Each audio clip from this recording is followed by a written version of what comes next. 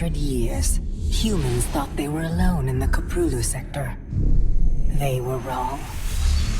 The Zerg emerged, seeking to consume all in their path, and before long, the Protoss, a highly advanced alien race, began wiping out infested worlds, burning Zerg and Terran alike.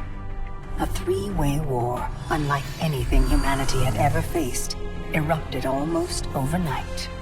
All the while, a human civil war raged. Marshal Jim Raynor vowed to oppose the corrupt dictator Arcturus Minsk for the betrayal of the woman he loved, Sarah Kerrigan. Boys, how about that evac? Damn you, Arcturus. Don't do this. It's done. Helmsman, signal the fleet and take us out of orbit. Now! Kerrigan, a loyal operative, was left to die at the hands of the Zerg. But the Zerg had other plans.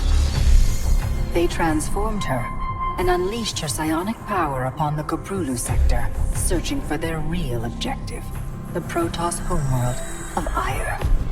The Protoss were unaware of this danger and slow to respond. Their rulers, the Conclave, had dispatched Executor Artanis to hunt for Tassadar, a commander who had refused to wipe out infested Terran worlds. They crossed paths with a Dark Templar mystic, whose kind was considered heretics by the Conclave. Through great effort, Zeratul convinced Tassadar and Artanis that he was not their enemy. Together they rallied more Protoss from both factions against the Zerg. Despite the Conclave's fury, they achieved significant victories against the Swarm. But when Zeratul struck down one of the Overmind Cerebrates, his own mind was left vulnerable. From his thoughts, the Overmind gleaned Ire's true location, and the Swarm descended upon the Protoss homeworld with all their might and fury. It was Tassadar who kept the Templar from extinction that day. Using the power of both the Templar and the Dark Templar, he sacrificed himself to kill the Overmind. Ire was lost, but Artanis led the survivors to the Dark Templar's homeworld of Shakuras. Old prejudices were set aside. The Templar were now in the Dark Templar's debt. Without the Overmind, the Swarm fractured. Kerrigan sought control of all the Zerg, even enlisting the aid of old friends and enemies like Raynor, Mengsk, and Zeratul. Once her rule was uncontested, the Queen of Blades betrayed them all. Billions of humans and Protoss were killed. The Zerg stood unchallenged, but to the relief of all, the war seemed to end there. Zeratul suspected the Zerg had fallen under the control of dark forces. He uncovered prophecies stating that an ancient entity, Amon, was attempting to merge Protoss and Zerg lifeforms into an unholy hybrid, and that this evil might already have control of Kerrigan and her power. It was during this time that Executor Artanis, hailed as a hero, was made leader of both the Templar and the Dark Templar. As Hierarch, Artanis united both factions, and promised to one day reclaim the glory they had lost on Ire. Raynor had vowed to see Kerrigan dead, but his retaliatory strike failed.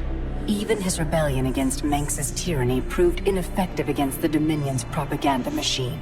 But with the arrival of old friends and mysterious new allies, Raynor revived his campaign against the Dominion, scoring major victories on multiple fronts. But Zeratul warned him about the encroaching darkness, and said the key to stopping Amon was the Queen of Blades. She was needed alive. In a daring raid on the Zerg homeworld of Char, armies from the Dominion and Raynor, with help from Arcturus' son Valerian, used an ancient Zelnaga artifact to neutralize Kerrigan's power and free her from Amon's grasp. The Queen of Blades was helpless. The Dominion wanted her dead. Raynor couldn't allow it.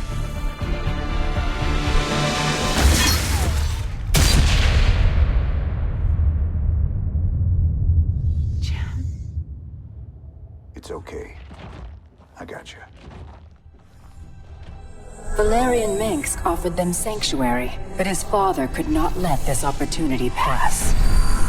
During the raid, Kerrigan and Raynor were separated. Kerrigan escaped, while Raynor... He was briefly interrogated and summarily executed. Kerrigan sought vengeance.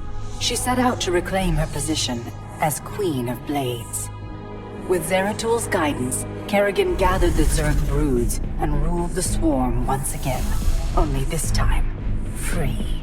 The killing will never stop. Until Minsk is dead.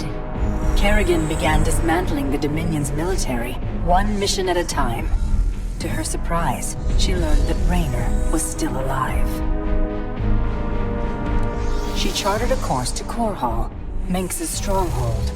Despite encountering his best troops and traps, she personally ended his life. But there was little time to celebrate. Amon's plans were still unfolding. Kerrigan left Raynor to rebuild, while she hunted her true enemy. Raynor and Valerian Minsk set about reforming the Dominion, with a just government. With the Zerg and Terrans quelled, Hierarch Artanis saw an opportunity. He declared that the unified Protoss, Templar and Dark Templar alike, would retake Ire. Any dissenting voices went unheard amid the hope for reclamation. Zeratul set off alone, searching for the truth, hoping against hope that the Hierarch was not making a terrible mistake.